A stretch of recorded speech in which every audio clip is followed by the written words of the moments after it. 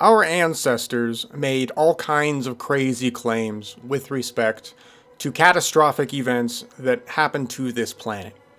And these events, they range from everything from insane earthquakes to mountain building, right? Entire mountain ranges being lifted up overnight, being created overnight. We have entire continents sinking. We have continents being risen up out of the ocean, islands, stuff like that. We have super gigantic volcanoes being created during some of these events. We have tsunamis. And I don't just mean little tsunamis like we've seen in the modern age. I'm talking about literally mountains of water rolling across the landscape. That is what they claim. That's what they say. We also find massive hurricanes sweeping across the landscape, huge tornadoes. Basically, anything you can think of that happens in the modern age regarding catastrophism, all you have to do is multiply that by like 1,000,000, and you get an idea of what these people were experiencing, or at the very least describing back in the day. Now, this is also one of the reasons why the modern person has a hard time believing anything their ancestors say. For example, we know that tsunamis are a real scientific event, and they're powerful. Right? They suck. We have videos of large tsunamis overtaking entire areas of land, and they're pretty brutal. But the reality is, they are not these, 100-foot high or mile high, walls of water rolling across the landscape. The way we have seen tsunamis in the modern age, it's really just a gigantic flood. It's very, there's nothing about a modern tsunami, at least what we have recorded, that seems insane. And by that I mean, yeah, it's a flood, but that's really all it kind of is. It's an extreme flood. Now, that's not to take away the power of that event. I'm not saying that, but what I'm saying is that people who see videos of, say, a tsunami, it's pretty easy to connect with it psychologically, because the wall or the amount of water rushing in, it's not thousands of feet high, right? It's dozens at most. So it's very tame, relatively speaking, especially when it comes to the kinds of things that our ancestors describe. Our ancestors describe tsunamis literally dozens of miles high. Like, this is what they say. Now, we have no way of referencing that at all in the modern age. Right? Your average person, that makes no sense. It sounds insane. We've seen tsunamis, and the tsunamis, while they are destructive, they are not, thousands of feet high. They are not miles high. It's nothing like that. It's very quantifiable on a human scale for what we know now. So when we look at all of these crazy disasters that our ancestors described, most people immediately have a disconnect. And I understand that, because this stuff is difficult to really quantify on our end, because we have no frame of reference for pretty much any of the events that these guys are talking about. If we look at the hurricane situation, we have hurricanes being described in the past that are literally blowing away mountains. Right? The wind is so powerful in some of these stories that the mountains are blown away, that the entire landscape is shifted simply because of the power of the wind. We've never really experienced that, so far as I'm aware. I mean, please link me if I'm wrong, but I don't believe we have seen a mountain range or large, gigantic hills, which are hundreds of feet high, being destroyed by wind action alone. I don't think we've seen that in the modern age. But our ancestors described that stuff. So, it gets even harder to connect with the things that our ancestors claim happened when our ancestors also start talking about things going on in the sky for which we have no present representation of. Now, of course, our ancestors frame all of this as gods. Right? Whenever you start to read mythologies, especially if they are translated into, modern English or something like that, everything has now been framed in this weird mythological god concept. Everything is a god. Everything is, these weird metaphysical beings fighting each other and stuff like that up there in the clouds. Because this approach has been taken relative to translation, translating what our ancestors are talking about from an actual recorded history to some kind of a weird metaphysical, mystical story, we've lost a disconnect from what was originally recorded from that as well. That probably didn't make sense here. Let me clarify. Okay, so anyway, my point is, I know I'm not making sense. Shut up. Our ancestors talk about a lot of stuff happening on Earth, but all of this stuff happening on Earth is usually blamed on something, or at least the cause of it is usually blamed on something happening up in the sky. Something the gods are doing are causing the hurricanes. Something the gods are doing are causing continents to sink. Right? They're causing the mountains to be built, etc. So what the hell's going on up in the sky? Well, like I said earlier, most people now, when they read mythologies, they read them as that. They read them as a mythology instead of reading them as an actual history, like our ancestors had originally recorded it. Now, doing this for several centuries has absolutely destroyed the fabric of the histories that were recorded. Now, on this channel, I've made a point to where whenever we see the word God in a mythology, we always replace that god with a corresponding planet, because that's what our ancestors were originally describing. And once we do that, we start to get a real physical cosmological picture. Now, for the modern astronomer and the modern historian, this stuff is crazy, because you can't have planets doing things to Earth. And the reason why you can't have that is simply because right now planets don't do anything to Earth. Right? Planets have essentially zero effect on the planet Earth, so far as the mainstream is willing to admit. Yes, I know that horoscope people will say that, planet alignments matter and all of that. I get that. And that might actually be true for reasons that your horoscope people don't understand and are misreading, but that's kind of a different topic. Anyway, the main point of all of this gibberish is that our ancestors are describing cosmological events taking place up in the sky that they witnessed, and they are blaming these events for all of the stuff that went on Earth, for all of their problems that they had to deal with catastrophically. So if we take this seriously, and there's no reason not to, and I won't belabor the point, but if we take it seriously, what that means is that there should probably be evidence on this planet of catastrophic cosmic catastrophes. Right? There should be something. If our ancestors are going to describe, just stars raining down from the sky onto Earth, literally, gravel, rocks, etc., just showering the planet Earth back in the day, we should be able to find evidence of that, because that if you're going to have that much material, like that much geological material raining down on Earth, we should be able to find it, right? And as we should really especially be able to find it, because it wasn't that long ago. Don't forget, the stuff that our ancestors are describing did not happen millions of years ago. Not hundreds of thousands of years ago, not even dozens of thousands of years ago. This stuff happened only in the past few thousand to maybe 6, 7, 8,000 years ago. In some cases, even up to about 1,000 years ago. Some of these catastrophic events, are barely 1,000 years old. Now that sounds crazy, all right, but hold on, and I get that.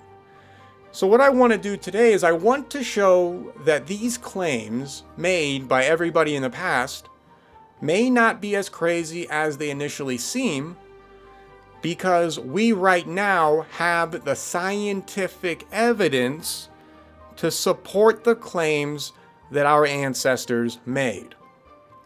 If you are going to claim that huge meteor showers rain down on Earth, and these meteor showers were not, what we see nowadays. Our ancestors are literally saying that, huge rocks, boulders, gravel, pebbles, hot, by the way, they say all of them, describe them as being hot, just rain down on Earth as if water was raining on the planet. Right? That's how much of this stuff fell to the planet. Not only does this stuff fall in large volumes, but they describe the destruction. Right? This stuff is literally destroying entire cities. Like entire civilizations are wiped off the planet due to these events. Right? There are areas on this planet that are not only bombarded by cosmological meteors or whatever, stone, but we also find a situation to where even liquids, red, black, sticky, bituminous liquids are also falling alongside the stones. Now, right now, there's no earthly reason why bitumen would rain down on anybody today.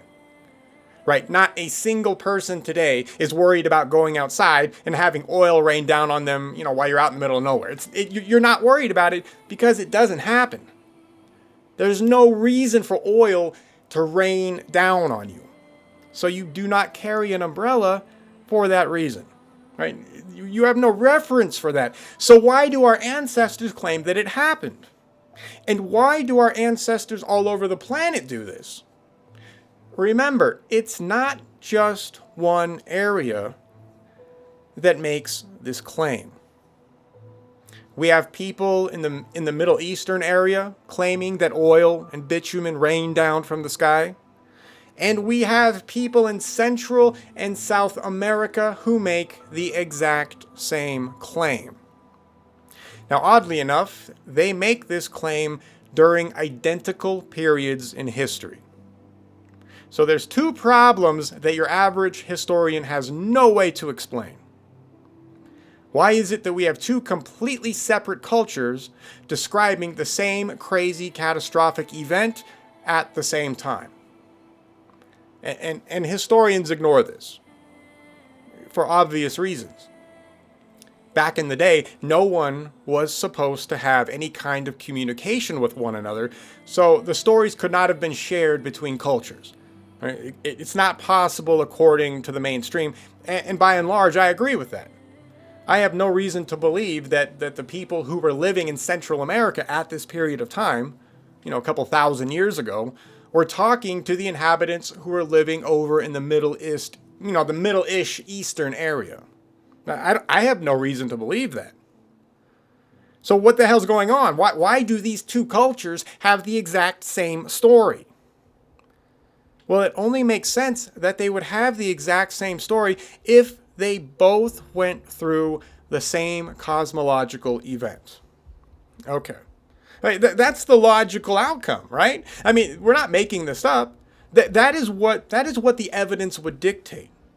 That is the simplest and easiest explanation. And it's backed up by common sense and ultimately science.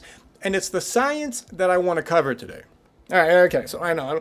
What the hell am I talking about? All right, so I want to go over a section of a book today that talks about the evidence that has been discovered and was discovered a little while ago, actually, that substantiates a couple of claims that our ancestors made.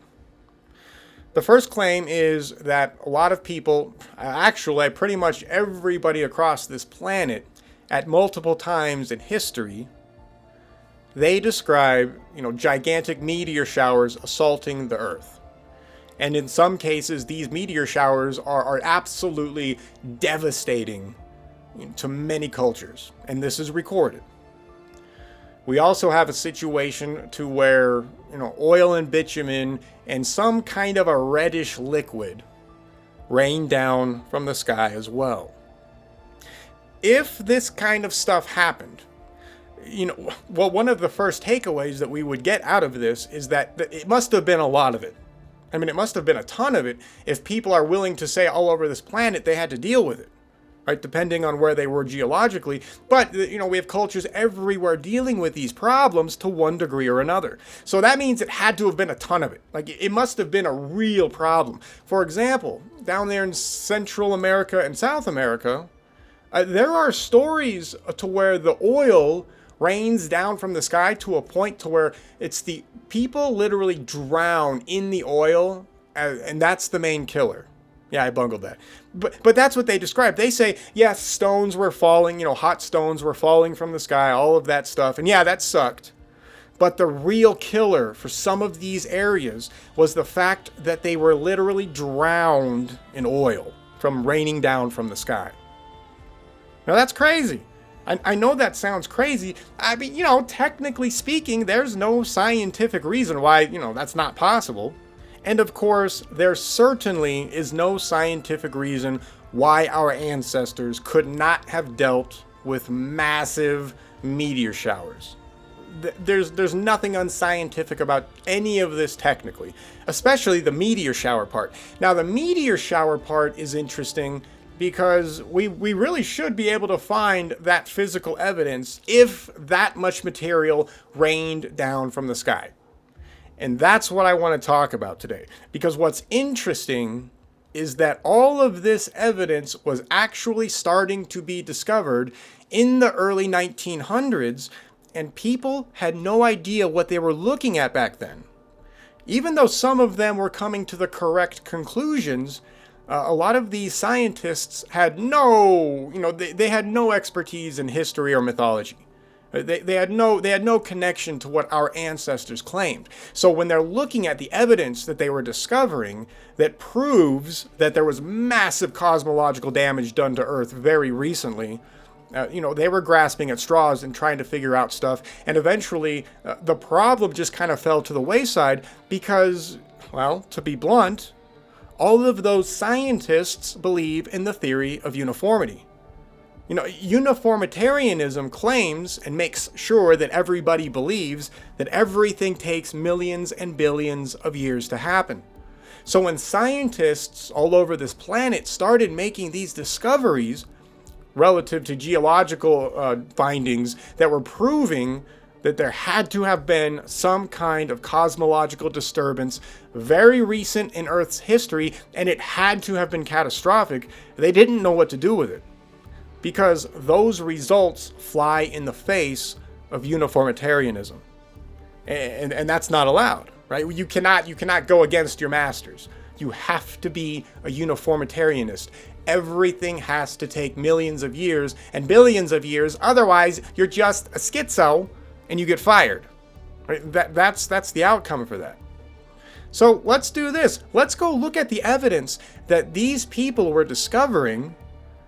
And then once we go over this, you'll start to have a better scientific picture that backs up the claims of what our ancestors recorded. Because if we're going to if we want to take them seriously, we do need evidence. I'm not here to advocate for just listening to whatever crazy stuff they say and just take it at face value. We should do that, but we also need to have corresponding scientific evidence. So I want to read a small excerpt from a book called Catastrophism by two mainstream geologists who are named Allen and Dallaire. I highly recommend grabbing this book. While they do make the mistake of smashing in every single cataclysm into one event, if you ignore that, all of their scientific evidence is fantastic. So let's cover that. Let's do this. This section is called The Rains of Death. As long ago as 1872, the Challenger Oceanographic Expedition, which sailed over 68,000 nautical miles in circumnavigating the globe, recorded the presence on the world's ocean floors of myriads of small, black, nickel-rich magnetic spherules having diameters in the order of 10 to 50 microns. They appeared to be especially abundant in the deepest basins. The existence of these tiny objects was repeatedly confirmed in the late 1940s by the Swedish marine exploration vessel Albatross. The observations made then rekindling the interest in the spherules. And these spherules are still found today. You can go check this out. This is an ongoing situation. The reason why you probably have never heard of these is because modern geologists have no explanation for them. The evidence is very clear what had to have happened for these to exist, but modern geology can't admit that. Anyway. Indeed, After considering all relevant factors, both Opic and Fredrickson independently concluded that the spherules were very probably of meteoric origin. Also covering much of the floors of the deep ocean basins is a distinctive deposit which, though usually tinted a rusty brown, is known as the red clay. Now, the red clay situation is also found just across various continents as well. And it is also a geological anomaly that geologists don't really want to talk about. Because it's there, it's physically there, you can go dig it up, and it makes no sense whatsoever in the context of uniformitarianism. The red clay occupies about 102 million kilometers squared and represents a prodigious tonnage since, at an average depth of about 200 meters, there would be some 10 to the 16 tons of red clay on the ocean floors. Naturally radioactive, this red clay derives its color from ferric hydroxide and a small amount of manganese oxide, and consists of very fine-grained sediments mixed with coarse silt and sand.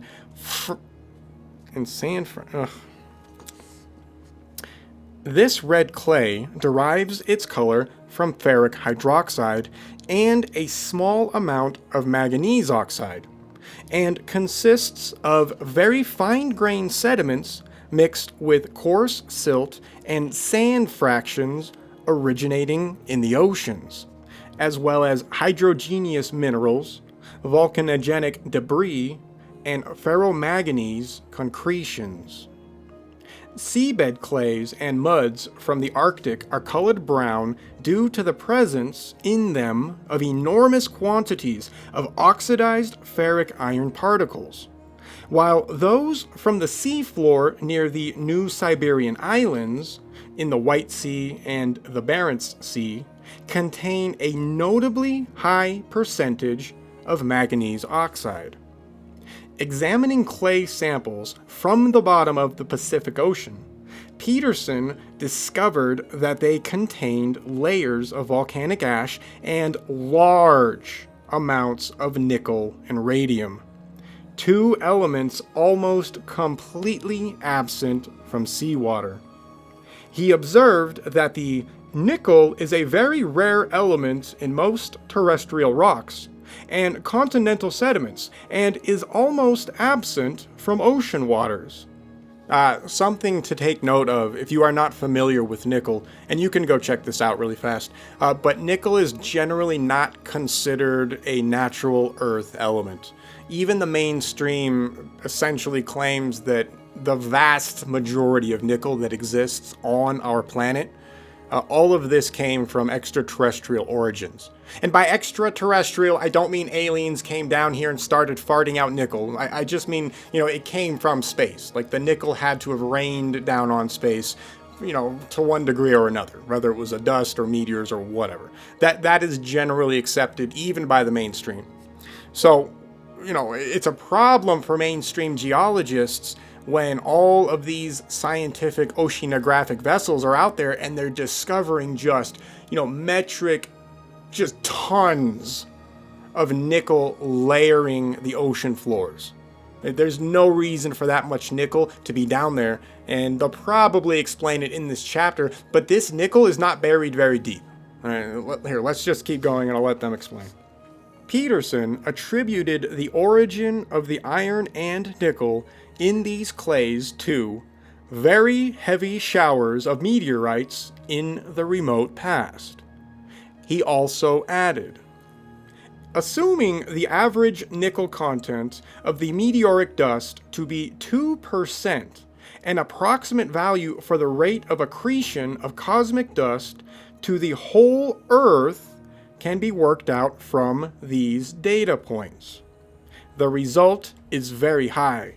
About 10,000 tons of nickel per day, or over 1,000 times higher than the value computed from counting the shooting stars and estimating their mass. In many areas, however, the red clays possessing this unexpectedly high nickel content rest directly upon geologically very recent lavas and basalts, indicating that they and their nickel content must be younger still. At some places, these clays form only thin veneers, or altogether absent. Thus, considering all these details in unison, not only must the supposed meteor shower have been rather recent than ancient, but its occurrence must have been sudden, its volume enormous, and, in view of the wide distribution of the clay, its operation global. So basically what these scientists started to discover is that these red clay deposits and these nickel deposits were sitting on top of already young strata. And this is a mainstream geological take, by the way. Don't forget that.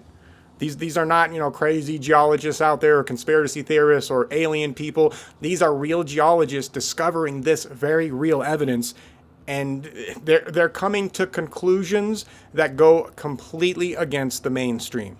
But there's no other way to explain it. That's the problem, and that's why they have to do it. And that's why we don't hear about it, because it goes against the mainstream. Okay, I know, I'm just complaining. Okay.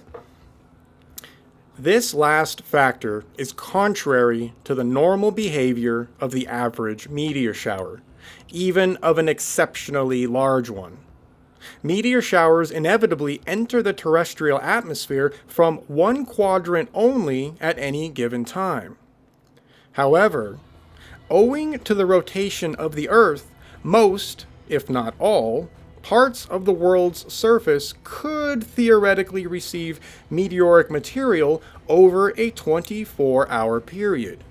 To account for the enormously high tonnage here, we must imagine either a veritable meteor blizzard continuously pounding the Earth for weeks on end, or the Earth passing through, or being passed by, a vast cloud of metalliferous debris which enveloped more or less every part of the planet's surface almost simultaneously.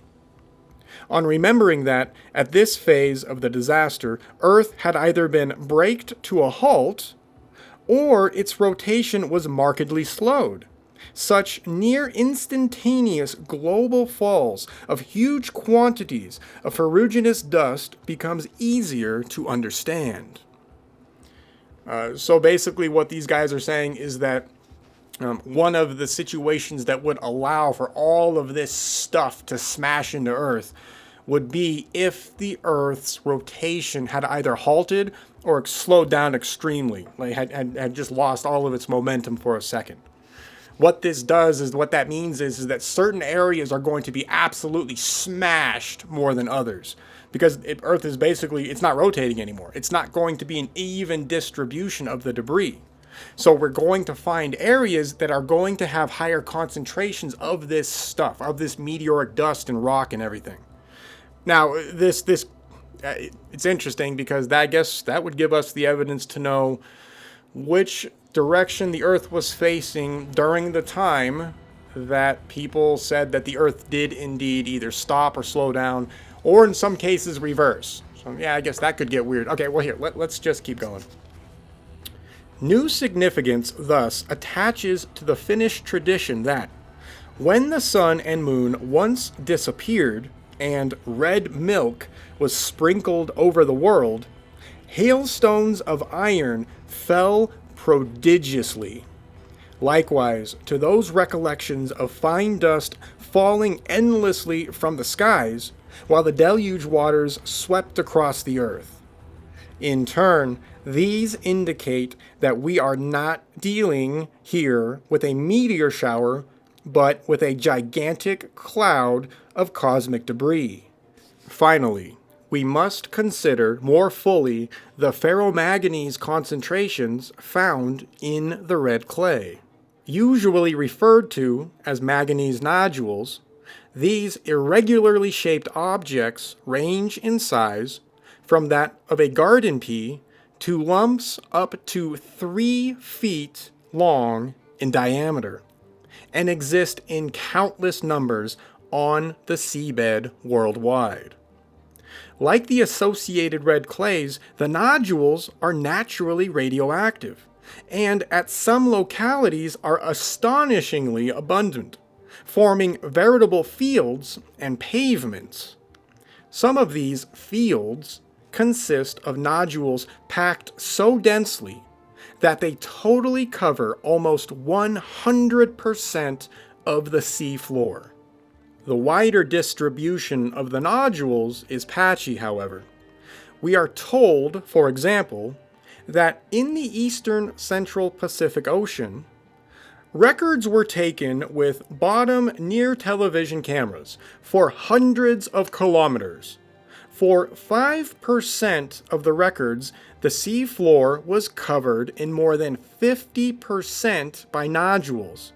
That is up to 25 kilograms of ore per square meter. Conversely, 5% of the records showed the sea floor free of nodules. Elsewhere, the cover varied, sometimes considerably, even over distances of only 50 meters. The reasons for the patchiness are not clear.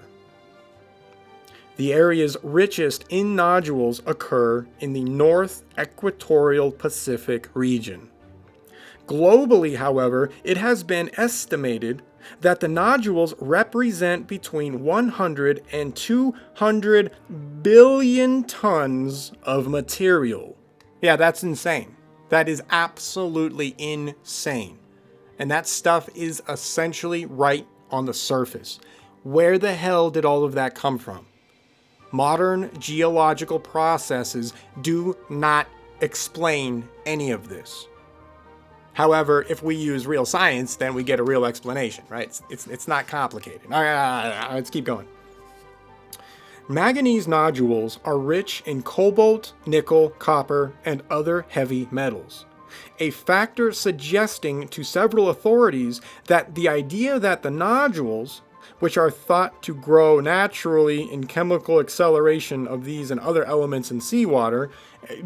So that's their excuse, by the way. They say all of this stuff just grows in seawater and it happens really fast. We've never witnessed any of this, of course, but that's the normal explanation. Yeah, it's stupid. Okay, anyway. A very slow growth. One estimate suggests a few millimeters per million years at most. And that's one of the aggressive takes on that particular possible formation. Like, this is what geologists are stuck with. They're stuck with these millions and billions of years processes, and they have to use that stuff to explain where the hell all this material came from. The problem is that we have no scientific reason to believe at all that that's how this happened. But this is what they're teaching in the schools. Right? When you go to be when you go to learn this stuff, this is what you're taught. And you can't fight back against it because they don't technically have any evidence for it, but you can't disprove them either, because all they're going to tell you is they're going to say, well, we can't prove it to you right now. It takes millions and billions of years. We don't have that kind of physical evidence. We just know that it happens due to our simulations and due to what we think actually goes on. That is literally their answer to you challenging any of this stuff. Yeah, it's that bad. Okay.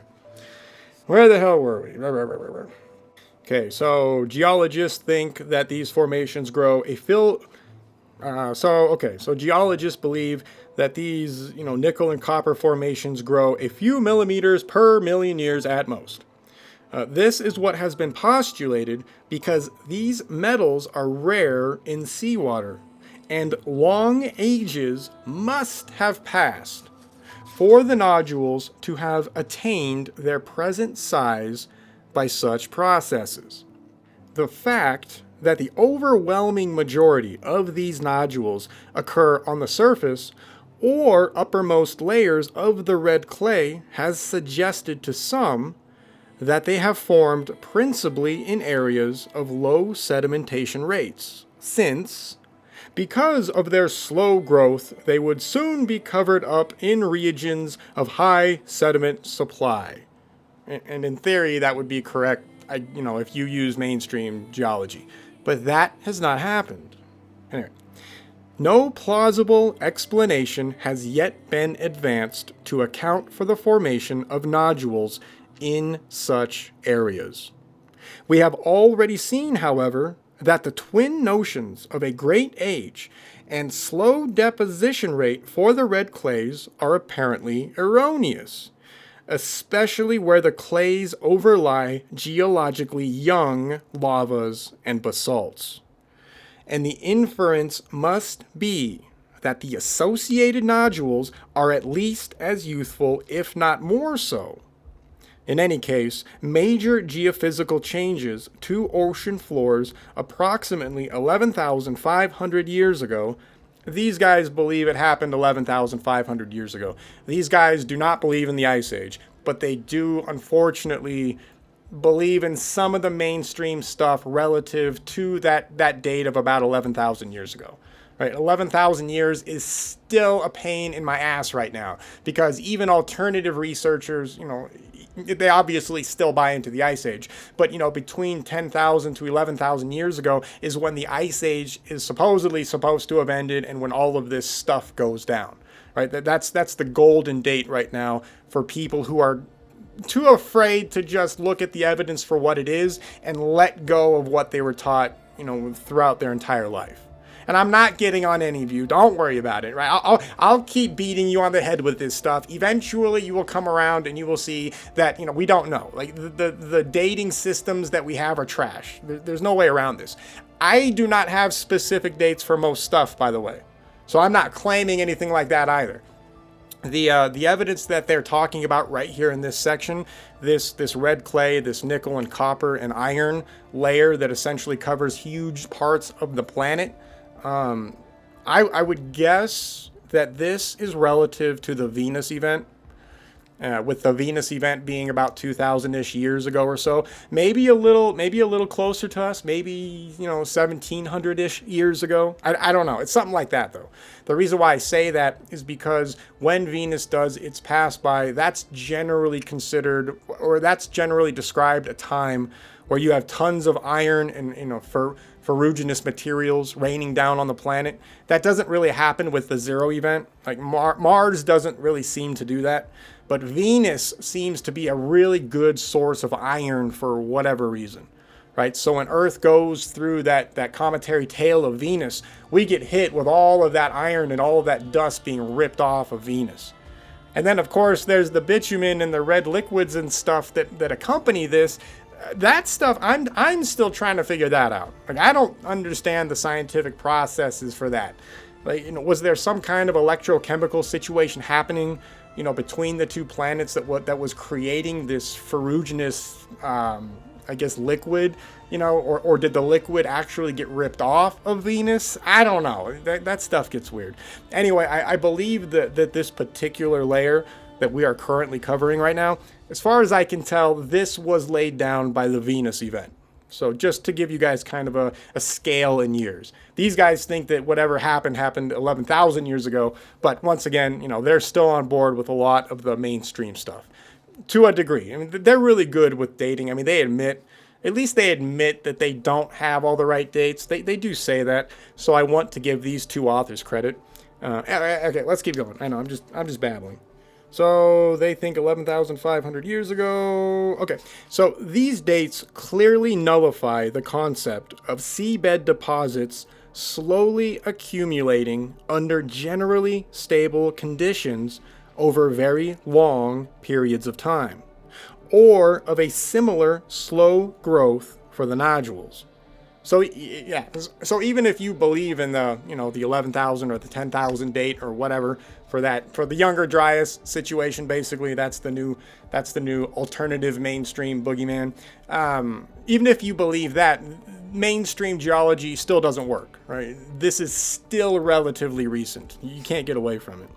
The abundance and distribution of the nodules is remarkable. Yet, if the seawater below which they lie is almost devoid of the materials from which they allegedly form, and if the associated seafloors and bottom sediments are indeed geologically youthful, then the nodules must have formed under other circumstances. When all these factors are taken into consideration, they suggest that the nodules have been dumped en masse rather than accumulating slowly. This implies a cosmic source, which, if correct, signifies that they arrived suddenly and in vast numbers. We recall that several traditional memories of that frightful event agree that some celestial object disintegrated into innumerable fragments while in the vicinity of Earth, showering it with its remnants. Are these nodules further evidence of that calamity, and, considering their heavy mineral content, of shattered core material from Tiamat or Kingu or both? Now, this book, they believe in the Tiamat Kingu situation. Unfortunately, these guys are still kind of on board a very old school concept. We have to talk about Tiamat actually later. Tiamat, I don't have answers for Tiamat, but that's a weird situation. These guys. Okay, so let's analyze this book really quick, just to make sure I play both sides. If I challenge these guys unfortunately try to grasp at straws relative to mythology because they're not mythologists, but they have identified the fact that mythologies are indeed describing a lot of these cosmological events. So they're looking for answers, but because they're not mythologists and because mythology is already not very, well understood by the mainstream, they're just kind of picking and choosing events that line up with what they're seeing in their outcomes of them looking at the evidence. So Tiamat sounds good because that seems to have some kind of a following relative to being destroyed. So they're just grabbing that. They're not looking at the planet Venus, because while these guys will acknowledge that the solar system obviously could be different, they're not really displacing any of the planets. These guys believe that Tiamat comes from outside of the solar system, somehow messes with every single planet all the way in, which makes no sense. They don't get around that. And then, of course, messes with Earth and then eventually crashes into the sun. Scientifically, we now know that that's not really how things work. With electromagnetism and plasma and the way orbits work and all of that stuff, there's no reason to believe that kind of a very simplistic explanation. And it's an old one anyway. I just wanted to throw that in there just in case anybody was wondering. I'm not on board with the Tiamat part of the theory, or a lot of the theory. Anybody's Tiamat theory. Tiamat gets weird. Okay, I'm not. It's beyond the scope of this. All right, let's keep going. Earth's apparently recent acquisition of iron-impregnated matter, subsequently accumulated as loess and red clay, and of enormous quantities of metalliferous nodules certainly calls for exceptional circumstances. Among other effects, these acquisitions would have rendered water supplies bitter and unpalatable. World tradition remembers just such a recent event. And it's true, right? We have stories during the Venus event especially to where the waters turn red, right? Red like blood. The waters were poisonous. You could no longer drink the water because during this event, all this horrible stuff was contaminating the waters. Cultures all over this planet record that, right? There's no way around that. As noted previously, world tradition also links the bitterness of Earth's waters with a widespread loss of marine life. Can it be coincidence, therefore, that together with other life forms, pteropods suffered mass mortality in the eastern Atlantic during the alleged Weichlin phase of the so-called Ice Age?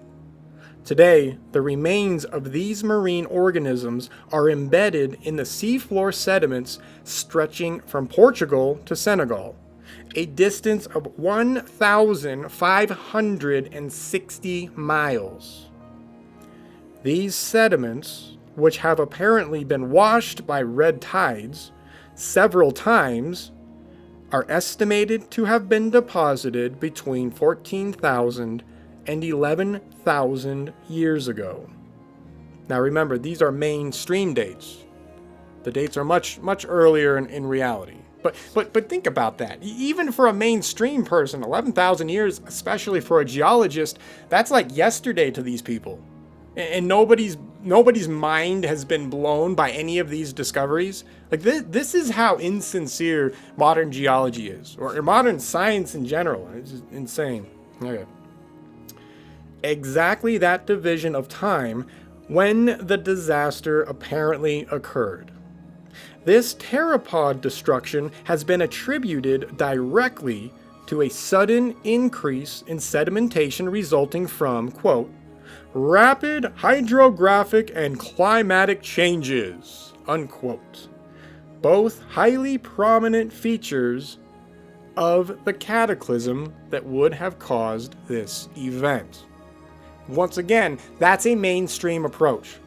That's a mainstream dating system. That's a mainstream outcome. Right?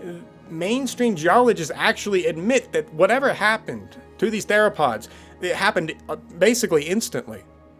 Right? It was like right there. But all they can say is, well, there was some kind of a crazy, quick, cataclysmic, or climatic event, and then they move on, as if that's a satisfactory answer to the problem. It's not. What the hell was the event? How do you take over 1,500 miles worth of animals and just wipe them out in one day?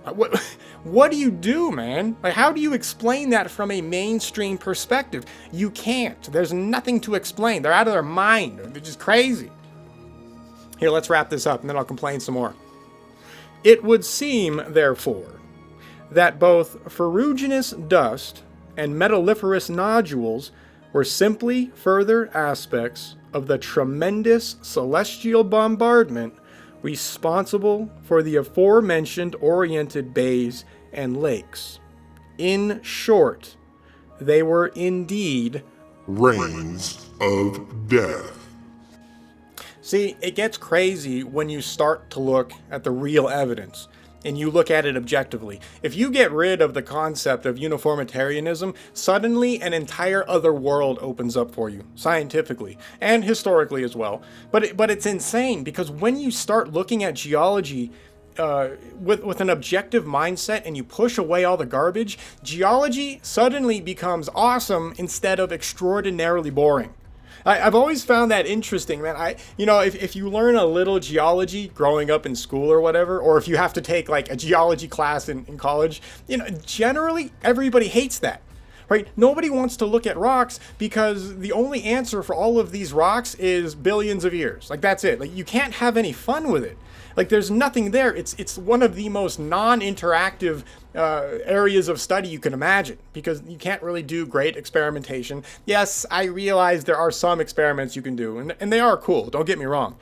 But generally speaking, when you look at stratification, your professor just says, here's 10 billion years ago, here's 3 billion years ago, here's 100 million years ago, and there's just an incredible disassociation with you relative to the strata, because it's just too much time to matter, right? This does not have an impact on you in any way, shape, or form. It's some stuff that happened a billion years ago. Dude, who cares, man? Like, yeah, I guess it's sort of interesting, but it's completely useless, right, to your average person. It's funny. The reality is, if you look at science objectively and you look at geology objectively, suddenly everything starts to not take billions of years. In fact, a lot of this stuff happens instantaneously, right? We have this concept, I believe, some guy named Andy something. Anyway, he came up with mountain building using the electrical properties of some of these catastrophes to where sonic shock patterns would essentially build up huge mountain ranges. When you had these insane electrically driven hurricanes, just as our ancestors described, mountains appear overnight. Mountains aren't just thrust up just through general torsion of the earth. That seems to be true as well. But mountains actually just were created right in front of people's eyes by electrostatic layering during these electrical events. Like, they just formed all of those layers right there. It only took a couple of minutes because of the sheer power behind the geological processes happening, or the electrical processes is what I should say. Right. Now, suddenly mountain building becomes fascinating because it doesn't take 8 trillion years to have a mountain appear. Mountains can be ripped up overnight. The ironic part about this whole situation is that modern geologists hold opposing opinions on how mountains are built. They say mountain ranges are built like an inch a year from tectonic plates, and then they'll also tell you that erosion also erodes mountains about an inch a year. Okay, so how are you building up mountains while you're currently eroding them? Right?